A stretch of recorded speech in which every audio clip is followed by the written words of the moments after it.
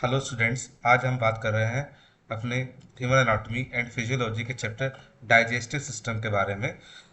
उसका हम आज पहला पार्ट डिस्कस कर रहे हैं, जिसमें हम डेफिनेशन और उसके अदर फंक्शंस के बारे में जानेंगे। तो हम सबसे पहले डेफिनेशन देखते हैं। This is system describe the structure and function of elementary canal and its accessories organs such as salivary gland, liver, gall bladder और पेनक्रियास। तो जो हमारा डाइजेस्ट सिस्टम है वो डिस्क्राइब करता है किस चीज़ को, पाचन को।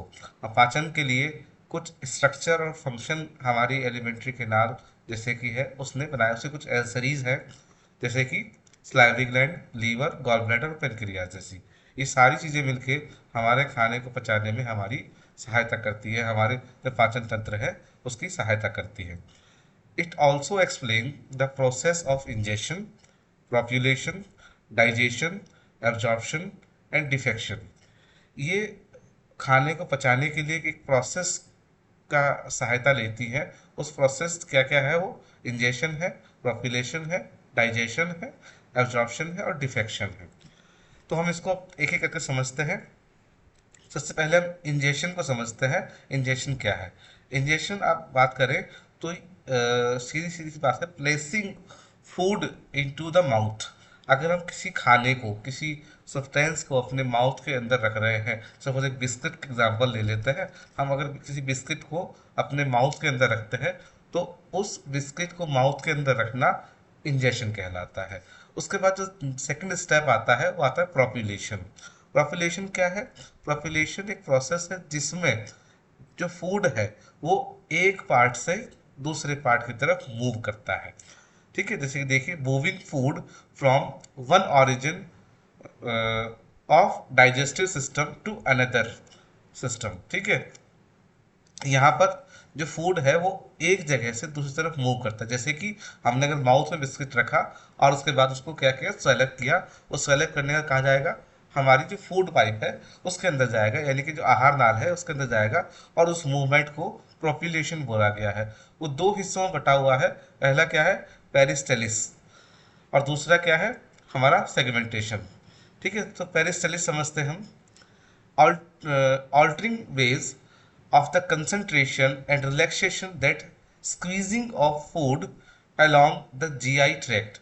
अगर हम कोई खाना, कोई फूड हमारा क्या है, स्क्वीजिंग करते हुए, यानी कि टेढ़ा मेढ़ा होते हुए जा रहा है, तो उसको हम पेरिस्टेलिस बोलते हैं। अगर कोई फूड हमारा क्या है, सीधा मूव करके, यानी कि माउथ से और सीधे स्मॉल इंटेस्टाइन चला जा रहा है, तो उसको हम सेगमेंटेशन प्रोसेस बोलते हैं। अब जो हमारा ब्रेकडाउन है फूड का, वो होता है शुरू। वहाँ पर हम पहले माइक मैकेनिकल डाइजेशन के बारे में बात करते हैं, जिसका एग्जांपल क्या है, मिक्सिंग। तो हम माउथ में जब फूड रखते थे तो पहले उसको अपने टंग की हेल्प से, अपने दांतों की हेल्प से मिक्स करते हैं, काट काट के उसको क्या करते हैं, मूव करते हैं। मूव करने के बाद हम उसकी क्रशिंग करते हैं और उसको वापस कहाँ, सेगमेंटेशन के थ्रू अपनी स्मॉल इंटेस्टाइन में भेज देते हैं। इस प्रोसेस को mechanical digestion prepare the food for the further degradation for enzyme. इस प्रोसेस के बाद वापस से जो फूड है वो एंजाइम डिग्रेडेशन के लिए जाता है। क्लियर? यानी कि जब हमने फूड को चबाया, काटा, काटने के बाद उसको अपनी आहार नाल के थ्रू हम जब स्मॉल इंटेस्टाइन में भेज दिया, अपने स्टमक में भेज दिया, तो वहाँ पर ये वापस से एंजाइम के साथ रिएक्शन करके उसको यूज़ करने के लिए पहुँचता है। आपके सामने दो प्रोसेस हैं। जो पहली प्रोसेस है वो हमारी क्या है, पेरिस्टेलिस है। ठीक है, जो कि ये वाली प्रोसेस है हमारी, पेरिस्टेलिस प्रोसेस है। इसमें क्या है, जिगजैग करते हुए फूड हमारा जा रहा है। और दूसरी जो प्रोसेस ये वाली दिख रही है, ये हमारा क्या है, सेगमेंटेशन प्रोसेस है। इसमें फूड जो है सीधा हमारे आहार नाल के होते हुए हमारे स्टमक में जा रहा है। यहाँ पर आप सेकंड पेज पर दिखा रहे हो, फोर्थ तरीके, break down as chemical digestion. अभी तक हमने मैकेनिकल डाइजेशन देखा था, जो कि हमारे माउथ में हो रहा था, जिसमें हम कटिंग कर रहे थे फूड की, या फिर हम कर रहे थे क्या, उसको सलाइवा के साथ मिक्स करके चीविंग कर रहे थे उसकी, जो कि हमने यहाँ स्ट्रक्चर में दिखाया है। चीविंग कर रहे थे माउथ में, उसका क्रशिंग कर रहे थे ताकि वो कहाँ पे, स्टमक में। और उसके बाद हमने सेगमेंटेशन प्रोसेस के थ्रू उसको आगे भेजा था यहाँ से। ठीक है, अब बात करते हैं हमारे केमिकल ब्रेकडाउन की। केमिकल ब्रेकडाउन में जो हमारे फूड है, वो मॉलिक्यूल है, वो सारे बिल्डिंग ब्लॉक्स करते हैं। बिल्डिंग ब्लॉक्स मतलब एक बैटर बना लेते हैं जिसमें क्या है, हमारा जो फूड है वो कार्बोहाइड्रेट, प्रोटीन, फैट्स जैसी चीज़ों में टूट जाता है। ठीक है, इन तीन मेजर चीज़ों में वो टूटता है। किसकी हेल्प से? एंजाइम्स की हेल्प से। एंजाइम्स की हेल्प से इन तीन मेजर चीज़ों में वो टूट जाता है। उसके बाद फूड का शुरू होता है एब्जॉर्प्शन। एब्जॉर्प्शन मीनिंग यानी कि फूड में से जितनी भी काम की चीज़ें हैं, जितना भी हमारा एनर्जी है, वो ब्लड की हेल्प से या फिर लिम्फ की हेल्प से एब्जॉर्ब होता है और अलग अलग हमारे ऑर्गन्स को ट्रांसफर किया जाता है। Food must enter the mucosal cell, send then blood lymph capillaries. सबसे पहले फूड जो है म्यूकोसल सेल में जाता है, उसके बाद ब्लड लिम्फ कैपिलरीज में ट्रांसफर किया जाता है। और उसके बाद जो वेस्ट बचता है वो हमारे जीआई ट्रैक्ट से होते हुए फीकस के रूप में बॉडी से बाहर निकल जाता है।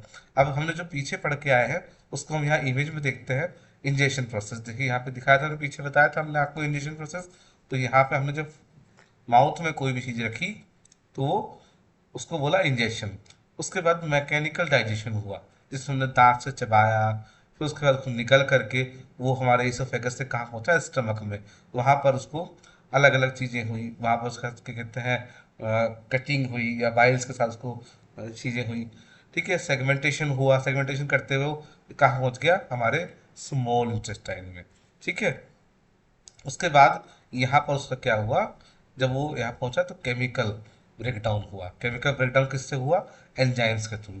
जो हमारे एंजाइम्स हैं उनके थ्रू उसका वहाँ पर ब्रेकडाउन हुआ। ठीक, और ब्रेकडाउन होने के बाद क्या हुआ? अब वो एब्जॉर्ब होगा हमारा फूड। वो किसके थ्रू? ब्लड और लिम्फ वेसल्स, जो हमारी ये दिख रही है लिम्फ वेसल्स और ब्लड वेसल्स, इनके थ्रू वो एब्जॉर्ब होगा। और जब यहाँ से एब्जॉर्ब होगा उसके बाद डिफरेंट डिफरेंट ऑर्गन जैसे लीवर को, किडनी को, इन सब को एनर्जी के रूप में हो जाएगा। और जो वेस्ट मटेरियल है वो हमारा स्मॉल इंटेस्टाइन से लार्ज इंटेस्टाइन और लार्ज इंटेस्टाइन के थ्रू हमारी बॉडी से एनएस के थ्रू बाहर निकल जाएगा फीकस के रूप में। ठीक है जी। अब यहाँ पर हमने कुछ जो पीछे बात की ब्रेकडाउन के बारे में, कार्बोहाइड्रेट ब्रेकडाउन या फिर अपने प्रोटीन ब्रेकडाउन के बारे में, उसके बारे में यहाँ पर केमिकली समझाया भी गया है स्ट्रक्चर की हेल्प से। तो सबसे पहले हमने देखो माउथ से हमने फूड को खाया था, तो माउथ में हमारे क्या है? Salivary gland. स्लाइवरी ग्लैंड जो है हमारे फूड जैसे कि स्टार्च या फिर डाइसेकेराइड्स जो भी है उनको क्या करती है? तोड़ देती है। किसमें? दो हिस्सों में। क्या है? ओलिगोसेकेराइड्स और डाइसेकेराइड्स। यहाँ पर अकेली स्लाइवरी ग्लैंड को तोड़ नहीं सकती। तो उसमें क्या है, जब हमने फूड को खाया, खाने का जब वो स्मॉल इंटेस्टाइन में पहुंचा तो स्लाइवरी ग्लैंड ने इतना काम किया, उसके बाद उसको पेनक्रियाटिक अमाइलेज मिला। इन स्लाइवरी अमाइलेज और पेनक्रियाटिक अमाइलेज ने क्या किया? उस फूड को जो हमने पहले बताया था ओलिंगो सेकेराइड्स और डाइसेकेराइड्स में तोड़ा। ये डाइसेकेराइड्स और ओलिगोसेकेराइड्स बाद में किसकी हेल्प से? स्मॉल स्टैंड के अंदर ही जो डेक्स्ट्रीन या फिर ग्लूकोअमाइलेज, लैक्टेज, माल्टेज और सुक्रेज के हिसाब से के वजह से टूट जाता है किस हिस्सों में? हमारा लैक्टोज, माल्टोज और सुक्रोज। और ये फर्दर टूट जाता है किसमें? लैक्टोज टूटता है किसमें? गलेक्टोज और ग्लूकोज में। माल्टोज किसमें टूटता है? वो हमारा ग्लूकोज में टूटता है। और जो सुक्रोज है हमारा, वो फ्रक्टोज और ग्लूकोज में टूटता है। ये सारे क्या है? मोनोसेकेराइड्स हैं जो कि ग्लूकोज, गैलेक्टोज, फ्रक्टोज जैसी चीज़ें बनाते हैं। और उसके बाद ये जो है एंटर करते हैं कैपिलरी ब्लड के थ्रू, किसके? विली के थ्रू ट्रांसफर किए जाते हैं। कहाँ तक? लीवर तक। और उस कैसे? जो कि हेपेटिक पोर्टल वेन जो है हमारी, उसके थ्रू ये कहाँ पर ट्रांसफर किए जाते हैं? हमारे लीवर को। और फिर लीवर से ये आगे आगे ट्रांसफर किए जाते हैं। ठीक है, अब बात करते हैं अपने नेक्स्ट प्रोसेस जो कि हमारा क्या है? Protein digestion. अब प्रोटीन को कैसे डाइजेस्ट करते हैं, कैसे उसको ब्रेक डाउन करते हैं? तो ये स्टमक में शुरू होने वाले प्रोसेस है। स्टमक में पेप्सिन नामक हार्मोन या पेप्सिन नामक एंजाइम वहाँ पर मिलता है जो कि वहाँ पर प्रेजेंट होता है। वो क्या करता है? पेनक्रियाटिक एंजाइम जैसे ट्रिप्सिन, काइमोट्रिप्सिन, इन जैसे चीज़ों के साथ मिलकर क्या करता है, पहले लार्ज पेप्टाइड्स तोड़ता है। लार्ज पेप्टाइड्स के बाद उसको क्या करता है, वो स्मॉल पेप्टाइड्स में तोड़ता है। स्मॉल पेप्टाइड्स बाद में अमीनो पेप्टिडेज और कार्बोक्सीपेप्टिडेज, डाइपेप्टिडेज की हेल्प से अमीनो एसिड्स में टूटते हैं। ठीक है, ये सभी प्रोसेस जहाँ हो रहा है, कहाँ पे, स्मॉल चेन में। अगर स्टमक में हो रहा है तो उसको पेप्सिन की हेल्प से लार्ज पॉलीपेप्टाइड छूटेंगे, और जब ये स्मॉल सेल पहुंचेगा तो ये पेनक्रियाटिक एंजाइम और हमारे जो ब्रश बॉर्डर एंजाइम है उनकी हेल्प से स्मॉल पॉलीपेप्टाइड्स और उसके बाद अमीनो एसिड में टूटेगा। ठीक है, अमीनो एसिड जो है enter the capillary blood in villi and are transported to the liver via hepatic portal vein. जो अमीनो एसिड है ये ब्लड कैपिलरी में ट्रांसफर होते हैं विली की हेल्प से, और ये जो लीवर में पहुंचते हैं वो पहुंचते हैं हेपेटिक पोर्टल वेन के थ्रू। ऐसे ही हम फैट डाइजेशन करते हैं। ये पूरा प्रोसेस हमारा जो फैट डाइजेशन का है वो स्मॉल सेल के अंदर होता है। इसमें emulsified by the detergent action and the bile salts from liver, ये आते हैं जो कि अनइमल्सिफाइड फैट है हमारा, उसको इमल्सिफाइड करते हैं किस हेल्प से, डिटर्जेंट एक्शन के थ्रू और बाइल सॉल्ट्स के थ्रू। ठीक है, जो कि लीवर प्रेजेंट है उनके थ्रू ये क्या है, इमल्सिफाइड होता है। इमल्सिफाइड होने के बाद इसमें पेनक्रियाटिक लाइपेज मिलाया जाता है। ठीक है, और ये जो पेनक्रियाटिक लाइपेज है इसको दो हिस्सों में तोड़ देता है, मोनोग्लाइकोसैकेराइड्स और फैटी एसिड्स के अंदर, और दूसरा तोड़ता है ग्लिसरॉल एंड फैटी एसिड के अंदर। जो fatty acid and monoglycosaccharide enter the lacteals of the Willie.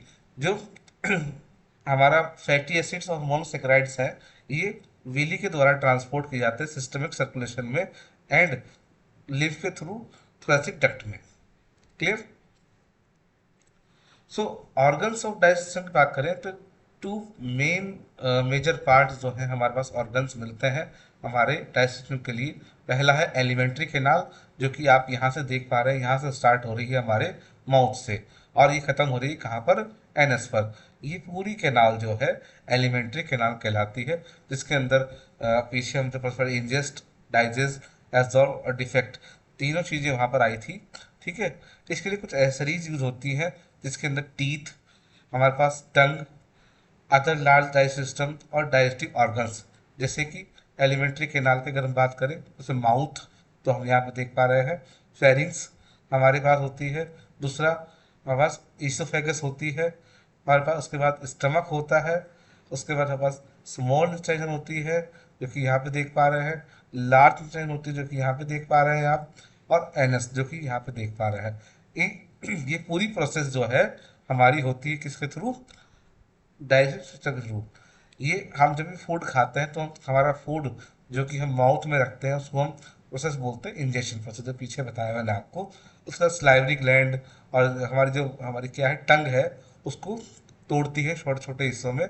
उसके बाद वो ईसोफेगस या फिर आहार नाल के फूड पाइप ट्यूब जिसको बोला गया है इसके थ्रू होते हुए कहाँ पहुँचती है, हमारे स्टमक में। जब यहाँ से यहाँ पहुँच रही होती है तो उस समय सेगमेंटेशन प्रोसेस होती है, सीधी पहुँचती है। इसके बाद जब यहाँ से यहाँ कहाँ तक स्मॉल इंटेस्टाइन जाता है तो उस समय पे फर्टिलाइसिस प्रोसेस चलती है, जिसमें जिग जिग जिग जिग फॉर्म में हमारा फूड यहाँ तक पहुँचता है। जब यहाँ हमारा फूड पहुँच जाता है तब उसमें क्या है, एक प्रोसेस होती है, कौन सी, केमिकल ब्रेकडाउन। इसमें फिर यहाँ पर कुछ एंजाइम जो पीछे पढ़ के हम आए हैं प्रोटीन फैट्स को तोड़ने के लिए और हमारे क्या कहते हैं कार्बोहाइड्रेट तोड़ने के लिए, वो सारे यहाँ पर काम करते हैं और हमारी जो भी चीज़ें हैं उनको ब्रेक डाउन कर देते हैं, प्रोटीन्स को ब्रेक डाउन कर देते हैं, फैट को ब्रेक डाउन कर देते हैं, हमारे अपने कार्बोहाइड्रेट्स को ब्रेक डाउन कर देते हैं। और उनको ब्रेक डाउन करने के बाद उनमें से जो भी एनर्जी है उसको ब्लड कैपिलरीज और लिम्फ के द्वारा बॉडी में ट्रांसफ़र कर देते हैं, और बचे हुए जो वेस्ट हैं उसको लार्ज सेल में ट्रांसफ़र कर देते हैं और वहाँ से होते हुए वो एनएस के थ्रू बाहर निकल जाता है फीकस के रूप में, वेस्ट के रूप में। तो आज के लिए इतना ही करते हैं।